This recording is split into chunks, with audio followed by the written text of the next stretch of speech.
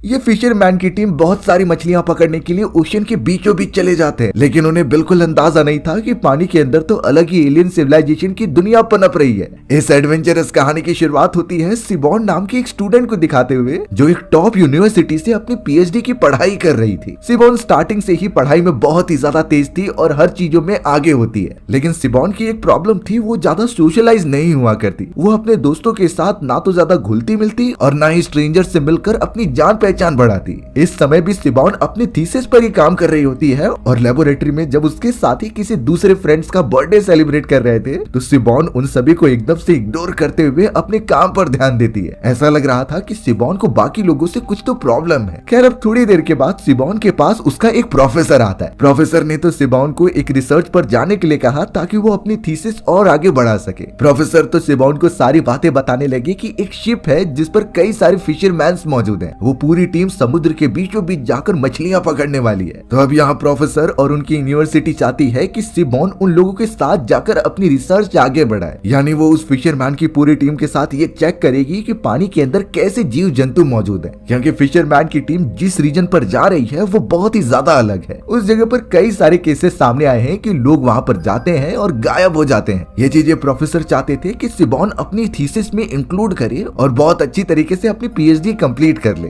शुरुआत में तो सिबॉन इन चीजों के लिए मना कर रही थी, क्योंकि फिर उसे दूसरे लोगों से मिलना पड़ता और अपनी जान पहचान बढ़ानी पड़ती, जो उसे अच्छा नहीं लगता। लेकिन प्रोफेसर के बार बार इंसिस्ट करने पर आखिरकार सिबॉन मान जाती है। अब यहाँ सिबॉन ने अपनी तैयारी करना स्टार्ट कर दिया था और पहुंच गई थी बंदरगाह की तरफ। बंदरगाह पर फिशरमैन की टीम का एक आदमी आता है जिसका नाम जॉनी था। जॉनी तो जल्द से जल्द सिबॉन को अपने साथ लेकर बोट की तरफ बढ़ने लगता है, जहाँ बाकी टीम मेंबर्स उसका वेट कर रहे थे। ट्रेवल करते हुए वो दोनों थोड़ी देर में ही बोट के अंदर पहुंच जाते हैं। वहाँ पर कुछ और भी मेंबर्स थे जिसकी मुलाकात सिबॉन से की जा रही थी, जैसे कि इस पूरे बोट की पायलट फ्रेया और उसका हस्बैंड ग्रेड। एक इंजीनियर आदमी भी होता है जो इस पूरे बोट की मरम्मत किया करता। बाकी सियारा नाम की एक लेडी और सैन नाम का एक वर्कर भी शामिल था। जॉनी सिबॉन का इंट्रोडक्शन देते हुए सभी को ये बताता है कि सिबॉन यहाँ पर रिसर्च करने के लिए आई है, हम जो भी कर रहे हैं। बात ये थी कि यूनिवर्सिटी ने उन लोगों को कुछ पैसे भी दिए थे ताकि वो सिबॉन को इसमें शामिल कर ले। उन्हें कुछ नहीं करना है, सिबॉन अपने रिसर्च को कंटिन्यू रखेगी और वो अपने शिकार को।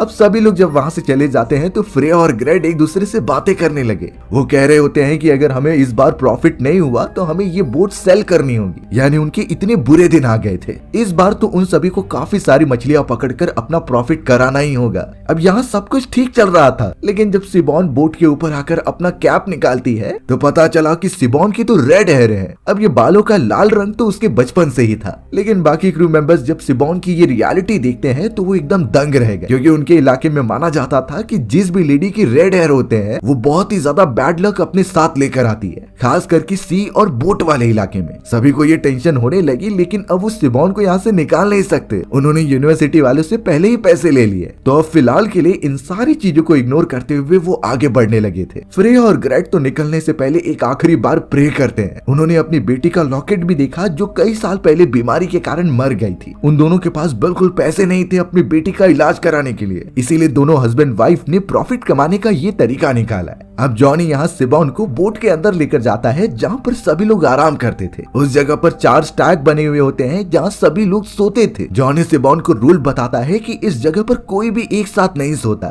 बल्कि सभी लोग शिफ्ट में काम करते हैं जिससे कि बोट का संतुलन बना रहे। सिबॉन भी ये सुनकर एकदम चौंक गई कि उसे भी ये रूटीन फॉलो करनी होगी। देखा जाए तो उसे सिर्फ 5 घंटे की ही नींद मिलेगी। सिबॉन ये सुनकर एकदम चौंक जाती है, क्योंकि उसे सोना तो बहुत ज्यादा पसंद था, पर वो अपनी यूनिवर्सिटी द्वारा बताए गए थीसिस लिखने के लिए इतना तो कर ही सकती है। अब जॉनी और सिबॉन ट्रैवल करते हुए बोट के सबसे निचले वाले हिस्से में आ जाते हैं। वो बोट के इंजन वाला इलाका था जहाँ पर एक इंजीनियर लगातार काम कर रहा होता है। अब सिबॉन उस जगह पर देखकर एकदम हैरान रह गई, क्योंकि वहाँ अलग ही टेक्नोलॉजी के इक्विपमेंट्स मौजूद थे और उन्हें बहुत ही अच्छी तरीके से मेंटेन करके रखा गया था। इनफैक्ट बड़ी बड़ी पानी की लहरें भी उनसे टकराएंगी तो इस पूरी मशीन और मैकेनिज्म की मदद से वो आराम से बच जाएंगे। सिबॉन तो इन्हीं बातों पर उस इंजीनियर की तारीफ करती है कि तुम्हारे स्किल्स तो बहुत अच्छे हैं, लेकिन सिबॉन को ये बात समझ में नहीं आ रही थी कि इतना अच्छा होने के बावजूद भी ये इंजीनियर यहाँ पर क्या काम कर रहा है। पूछने पर वो इंजीनियर बताने लगा कि उसकी वाइफ बहुत ही ज्यादा प्रेग्नेंट है और उस समय उसे मनी की बहुत ज्यादा जरूरत थी, तो उसने ये काम एक्सेप्ट कर लिया।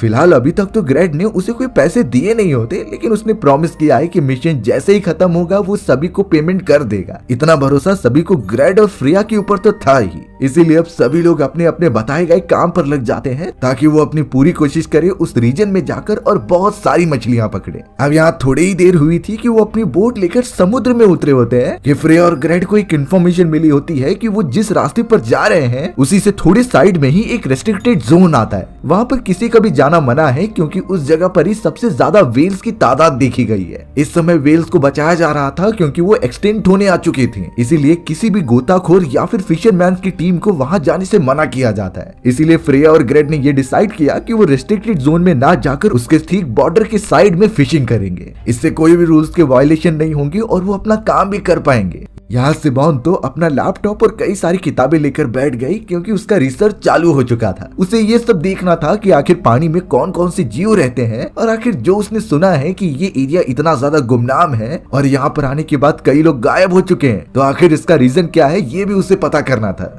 अब फ्रेया और ग्रेड जब सभी के साथ बैठकर खाना खा रहे थे तो बेचारी सिमोन उनको ज्वाइन नहीं करती। वही बात हो गई कि उसे सोशलाइज करना पसंद नहीं था और वो अकेले ही जाकर खाना खाती है। अकेले में वो रिसर्च करती और ज्यादा किसी से बातें नहीं करती। अब बोट पर रात का समय हो चुका था और सिमोन बाहर की तरफ लैपटॉप पर कुछ देख रही थी। तभी उस जगह पर फ्रेया आ जाती है जो उससे बातचीत करने लगी कि तुम कैसी हो। सिमोन ज्यादा कुछ नहीं बोल रही थी और अपने काम पर बिजी हो गई। अब यहाँ फ्रेया तुरंत ही सिमोन को नीचे की तरफ दिखाती है पानी में जहाँ कई सारी रोशनियां जल रही थी। ये दरअसल छोटे छोटे जीव होते हैं जिनमें केमिकल रिएक्शन की वजह से रोशनी निकलती थी, लेकिन उन्हें साथ में देखना बहुत ही ज्यादा फैसिनेटिंग माना जाता है। अब सिमोन तो एक विज्ञान की छात्रा थी तो वो साइंस पर ज्यादा बिलीव करती है। उसने साफ कह दिया कि ये तो सिर्फ छोटे छोटे ऑर्गेनिजम्स हैं और इसके अलावा कुछ नहीं। लेकिन फ्रेया इस चीज में पुराने माइथोलॉजी को मानती है। फ्रेया ने सिमोन को ये बताया कि उसने पढ़ा है कि ये सारी चीजें एक रीजन की वजह से हुई हैं। कई साल पहले एक बहुत ही पवित्र औरत ने अपने आप को यहाँ पर कुर्बान कर दिया था, यानी वो पानी में पूरी तरीके से मिलकर मर गई। और कहा जाता है कि पानी में इस तरीके के जो भी चीजें चमक रही हैं, ये उस औरत के बाल हैं जो इतनी अच्छी तरीके से फ्लो करते हुए दिखाई देते हैं। ये भी कहा जाता है कि उस औरत की आत्मा आज भी इस पूरे सी के अंदर मौजूद है। सिमोन तो बेचारी इन चीजों के ऊपर बिल्कुल बिलीव नहीं करती और वहाँ से चली जाती है। उसे तो ये सारी चीजें बकवास लगती हैं और वो सिर्फ यहाँ पर अपनी रिसर्च करने के लिए आई है।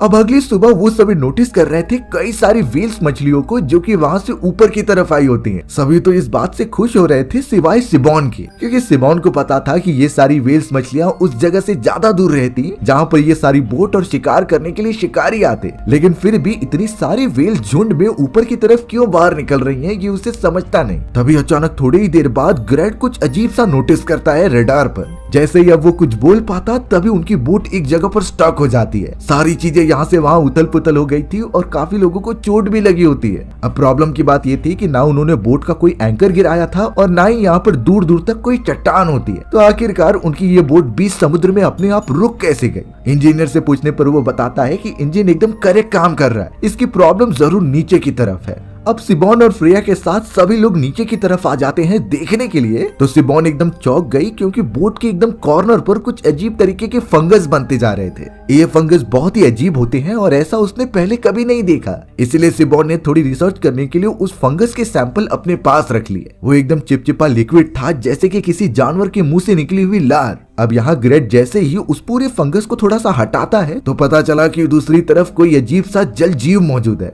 उनके हिसाब से ये कोई स्टार फिश की प्रजाति हो सकती है जो यहाँ पर इस तरीके से चिपक गई हो। अब आखिरकार इसका एक्चुअल रीजन क्या है यही पता करने के लिए उन्होंने सिमोन को नीचे जाने के लिए कहा, क्योंकि सिमोन के पास पूरा सूट होता है जिससे वो पानी में आराम से डाइव करके पता लगा सकती थी। सिमोन को पहले तो थोड़ा डर लग रहा था, लेकिन फिर वो मान जाती है और पूरा अपना डाइविंग गियर पहन लेती है ऑक्सीजन सिलेंडर के साथ। थोड़ी देर के अंदर ही वो पानी में कूद गई और चारों तरफ देखने लगी कि बोट को किसने रोक रखा है। वो फिलहाल के लिए बहुत ज्यादा चौंक जाती है क्योंकि बड़े बड़े टेंटिकल्स जो पानी के एकदम नीचे से आ रहे थे उन्होंने बोट को एकदम जकड़ कर रखा था। ऐसा लग रहा होता है कि ये किसी दूसरी दुनिया से आए क्रिएचर्स हैं, क्योंकि इस टाइप की स्पीशीज के बारे में तो वैज्ञानिकों को भी नहीं पता। सिमोन उन बड़े बड़े टेंटिकल्स को पास जाकर देखने लगी। पता चला कि पीछे से एक टेंटिकल उसकी तरफ बढ़ रहा है जिसके नुकीले दांत हैं। सिमोन जल्द से जल्द उसे नोटिस करके पीछे हट जाती है, नहीं तो आज उसकी मौत पक्की थी। अब सिबॉन नीचे की तरफ देख पा रही थी कि ये टेंटिकल्स निकल कहां से रहे, तो पता चला कि नीचे की तरफ एक बड़ा सा फ्लैट सरफेस है और वहीं पर इनका सोर्स बैठा हुआ है। सिबॉन इतना समझ गई कि ये कुछ यूनिक टाइप के क्रिएचर्स हैं जिन्हें अभी तक डिस्कवर नहीं किया गया। अब सिबॉन ये सारी इंफॉर्मेशन लेकर ऊपर की तरफ चली जाती है और सभी को बताने लग जाती है। ग्रेड और उसकी वाइफ कह रहे थे कि जरूर वो कोई बड़ा सा ऑक्टोपस होगा, क्योंकि ऑक्टोपस के ही बड़े बड़े टेंटिकल्स होते हैं और वो किसी चीज को भी उन टेंटिकल से पकड़ सकते थे। तो अब उनके दिमाग में थोड़ा सा लालच आने लगता है कि वो मछलियां पकड़ने के बजाय इस अजीब से यूनिक ऑक्टोपस को पकड़े तो उन्हें बहुत ज्यादा पैसे मिलेंगे, साथ ही साथ उनका इतिहास में नाम भी दर्ज हो जाएगा इसे डिस्कवर करने के लिए। सभी लोग अपने इस डिस्कवरी से बहुत ज्यादा खुश तो लग रहे थे, लेकिन सिबॉन के माइंड में तो कुछ और ही चल रहा था। उन्होंने तो ऑक्टोपस को पकड़ने के लिए बड़े बड़े पानी में जाल बिछा दिए थे, पर उन्हें जाल वापस से ऊपर खींचना पड़ता है क्योंकि ऑक्टोपस का वेट बहुत ज्यादा था। इस तरीके से तो उनकी बोट आगे ही नहीं बढ़ पाएगी।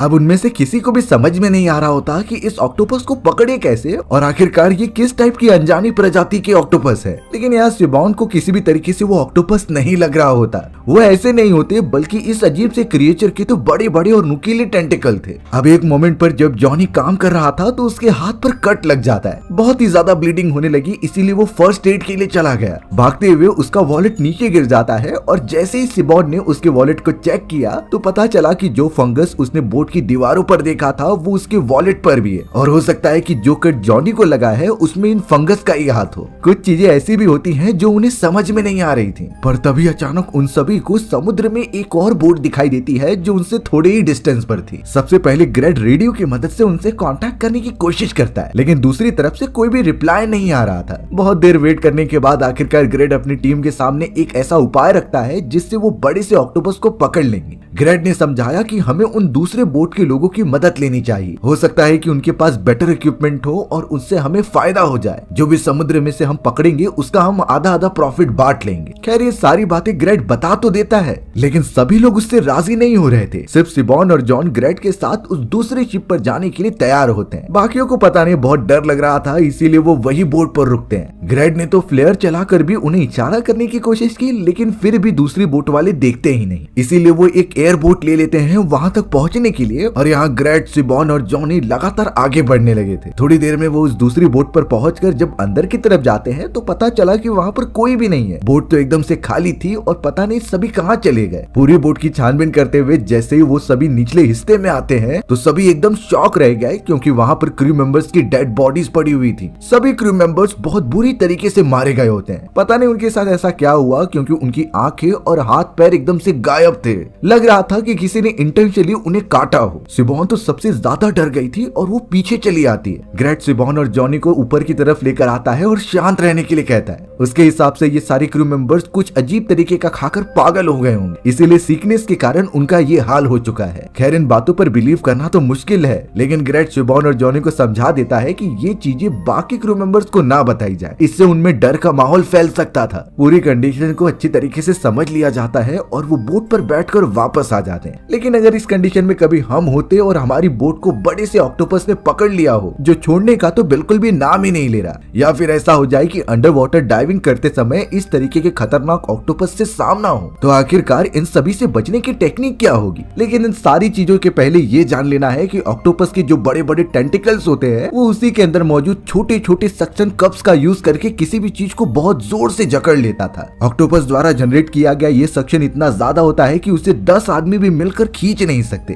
तो अगर इतना बड़ा ऑक्टोपस आपके बोट को पकड़ रखे और आपकी बोट हिल नहीं पा रही है, तो सबसे बढ़िया उपाय है कि आप उन सारे ऑक्टोपस के टेंटिकल के ऊपर कुछ अजीब सा डाल दीजिए, जिससे कि बोट का सरफेस एकदम से स्लिपरी बन जाए। रिसर्चर्स द्वारा देखा गया है कि ऑक्टोपस का सक्शन कप का ग्रिप एकदम से छूट जाता था जब सरफेस बहुत ज्यादा स्लिपरी होती है। अब सरफेस को स्लिपरी बनाने के लिए हम सोप, ऑयल, फ्यूल या किसी चीज का भी यूज कर सकते हैं, जिससे ऑक्टोपस का ग्रिप छूट जाए और वो हमें आगे जाने दे। अब अगर इससे भी बात नहीं बन रही होती है तो हमें दूसरी टेक्निक अपनानी चाहिए, जिसमें वाइब्रेशन का यूज करना है। देखा गया है कि ऑक्टोपस को स्ट्रॉन्ग वाइब्रेशन बहुत ही ज्यादा नापसंद है, तो अगर ऐसे कंडीशन आती है तो आप अंदर से बोट को ठोकने लग जाइए, या फिर बोट के इंजन को इतनी तेज चालू कीजिए जिससे पूरी वाइब्रेशन चारों तरफ फैले। ऐसा थोड़ी देर तक करते ही रहना है, जिससे ऑक्टोपस अपने आप ही आपको छोड़ देगा। एक और बात होती है कि ऑक्टोपस के ऊपर अगर वाटर का ज्यादा प्रेशर आएगा तो वो अपने आप ही सारी चीजें छोड़कर दूर भाग जाते थे। इसीलिए अगर हम उनके ऊपर बहुत फोर्स से वाटर डालें उनकी आंख की तरफ, तो ये उनके लिए सबसे ज्यादा खतरनाक हो सकता था। वो 1 मिनट भी नहीं लगाएंगे और आपको छोड़कर भाग जाएंगे। यही चीजें फॉलो करते हुए हम ऑक्टोपस के अटैक से बच सकते हैं। लेकिन यहाँ ग्रेड और उसके साथियों के साथ तो कुछ अलग ही हो रहा था। अब जैसे ही वो तीनों अपनी पहली बोट पर पहुंचते हैं तो इंजीनियर ने साफ कह दिया कि शायद अब हम आगे बढ़ सकते हैं, क्योंकि अब उन ऑक्टोपस के टेंटिकल अब नीचे चले गए हैं। धीरे धीरे वो अपनी बोट आगे बढ़ाते हुए वहां से निकल जाते हैं। अब कुछ देर बाद जब उन्होंने बहुत सारे जाल पानी में बिछाए थे, उसके अंदर काफी सारी मछलियां आने लगी। वो सब भारी मात्रा में मछलियां पकड़कर बोट पर लेकर आ जाते हैं और उन सभी की खुशी का तो ठिकाना ही नहीं था, क्योंकि ज्यादा मछलियां मतलब ज्यादा प्रॉफिट। ये दिन उन सभी के लिए बहुत अच्छा जा रहा था और उनका मूड भी फ्रेश हो जाता है। अब कहीं न कहीं सिबोन जॉनी के साथ ज्यादा टाइम स्पेंड करने लगी थी और लग रहा था कि उनके बीच एक हिडन रिलेशनशिप जन्म लेने लगा है। दोनों एक दूसरे से बहुत सारी बातें करते और एक दूसरे के क्लोज आते।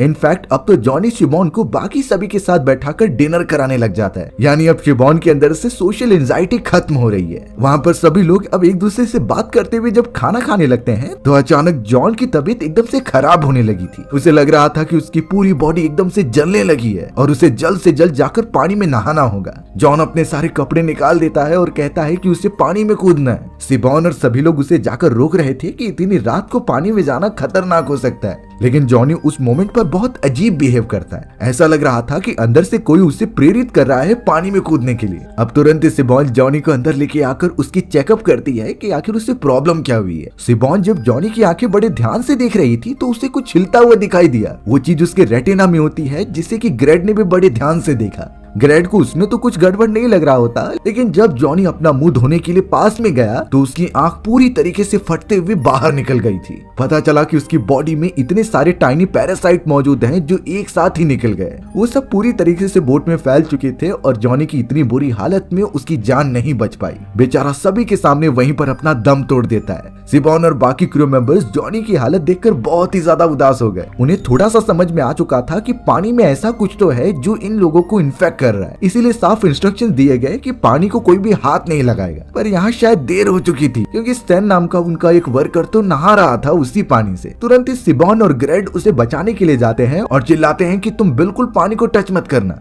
पर सैन की बॉडी में जितने भी कट्स थे, पानी के थ्रू वो पैरासाइट उसकी बॉडी में जाने लगे। जब तक वो सैन को बता पाते, सैन इन्फेक्ट हो चुका था। जॉनी तो पहले से ही इन्फेक्ट होता है जब उसके हाथ में कट लगा होता है, तब से ही पैरासाइट उसके बॉडी में पनप रहा था। और एक मोमेंट ऐसा आया जब जॉनी की आंख से वो सब बाहर निकल गए। सिबोन जॉनी की डेड बॉडी देखकर बहुत ज्यादा रोने लग जाती है, क्योंकि अभी अभी तो वो जॉनी को पसंद करने लगी थी, वो उसके लिए केयर करती थी, पर अब इसका कुछ फायदा नहीं है। उन सभी को अब बहुत सावधान रहना होगा उस पूरे वायरस से जो पानी में फैला हुआ है। अब कुछ समय बाद बचे हुए सारे मेंबर्स वाटर फिल्ट्रेशन को अच्छी तरीके से चेक करते हैं। थोड़ा रिसर्च करने के बाद उन सभी को क्लियर हो गया कि ये पानी के अंदर कुछ न कुछ तो ऐसा है जो एक पैरासाइट की तरह काम कर रहा है और लोगों की बॉडी में जाकर उन्हें मार रहा है। इसीलिए अब उन सभी को मछलियों का शिकार करना छोड़कर यहाँ से निकलने के बारे में सोचना चाहिए। ऐसा न हो जाए कि सभी लोग इन्फेक्ट होकर खत्म हो जाएं। इंजीनियर भी बहुत ज्यादा डर रहा था, क्योंकि अभी तो उसे अपनी पूरी लाइफ बितानी है अपनी फैमिली के साथ। सिबोन तो इंजन रूम में मौजूद होकर उसे सांत्वना दे रही थी कि सब ठीक हो जाएगा, हमें सिर्फ वाटर के कांटेक्ट में बिल्कुल नहीं आना। वो खतरनाक पैरासाइट अब बोट पर चारों तरफ फैल चुका है, इसका अंदाजा तो उन्हें लग गया है। लेकिन वो सब यही प्रे कर रहे थे कि ये मुसीबत जल्द से जल्द टल जाए। जॉनी मर चुका था, इसीलिए सभी लोग वहाँ पर बैठकर उसका फ्यूनरल करते हैं। जॉनी की मौत का सबसे गहरा असर सिबोन पर हुआ था और वो काफी दुखी हो गई थी। अब सिबोन के दिमाग में बहुत सारी बातें चलती हैं और उसे याद आया वो स्लाइमी मटेरियल जिसका सैंपल उसने कलेक्ट किया था बोट के कॉर्नर से। वो तुरंत ही अपने कमरे में जाकर उस स्लाइमी मटेरियल को माइक्रोस्कोप में चेक करने लग जाती है। उसी कमरे में सैन भी मौजूद था, जिसकी हालत अब खराब पे खराब होती जा रही थी, क्योंकि वो इन्फेक्टेड था और थोड़े समय में वो भी मर जाएगा।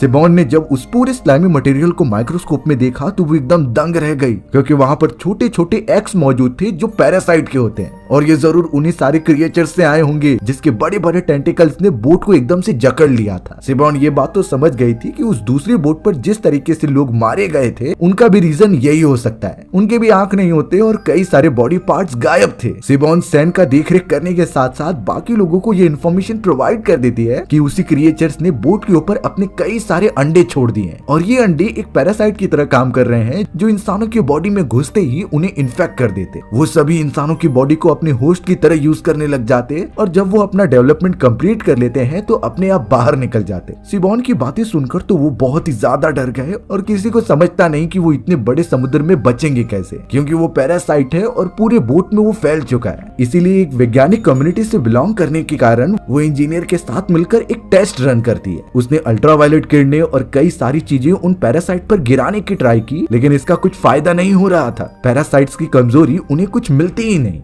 उन दोनों की रिसर्च तो जारी थी, पर यहाँ बेचारे सैन की तबीयत खराब पे खराब होती जाती है। अब तो उसके भी आंख में दिखाई पड़ रहा था कि वो पैरासाइट घूम रहे हैं। अब सियरा नाम की लेडी सैन के बहुत करीब थी, क्योंकि वो उसकी रिलेटिव होती है, इसीलिए वो सैन को तड़पता हुआ नहीं देख सकती। सैन ने भी आखिरकार अपनी जान खुद ले ली और वो भी मर गया। यानी अब पूरी टीम में से 2 लोग जा चुके हैं। अब तो सिबॉन ने एक और उपाय निकाला कि वो पूरी बोट को इलेक्ट्रीफाई करेंगे, यानी बोट के ऊपर एक ऐसी इलेक्ट्रिसिटी की धारा छोड़ेंगे जिससे ये सारे पैरासाइट एकदम से खत्म हो जाए। स्टार्टिंग में तो फ्रेया मना कर रही थी, क्योंकि इस एक्सपेरिमेंट से उसकी बोट डैमेज हो सकती है, लेकिन उनके पास कुछ ऑप्शन भी नहीं था। कई घंटों तक ये इलेक्ट्रिफिकेशन चलता रहा, लेकिन कुछ फायदा नहीं दिख रहा था। सिबॉन बाकी मेंबर्स को यही सुझाव दे रही थी कि जितना हो सके हमें दूर रहना है उन पैरासाइट से और ट्राई करना है इन्हें खत्म किए बिना वापस ना लौटे, क्योंकि अगर उनमें से कोई इन्फेक्टेड रहा और टाउन में जाकर उसने बाकी लोगों को इन्फेक्ट कर दिया तो ये एक महामारी फैल सकती थी। पर फ्रेया और ग्रेट इस बात को नहीं समझते थे। वो तो अब बहुत ही ज्यादा गुस्से में बोट को आगे बढ़ाते हैं बंदरगाह की तरफ। सिबॉन ये जानती थी कि ये दुनिया का अंत हो सकता है, इसीलिए वो रात के समय एक रस्सी को प्रोपेलर में फंसा देती है, जिससे कि बोट उस जगह से हिल ही नहीं पा रही थी और वहीं रुक गई।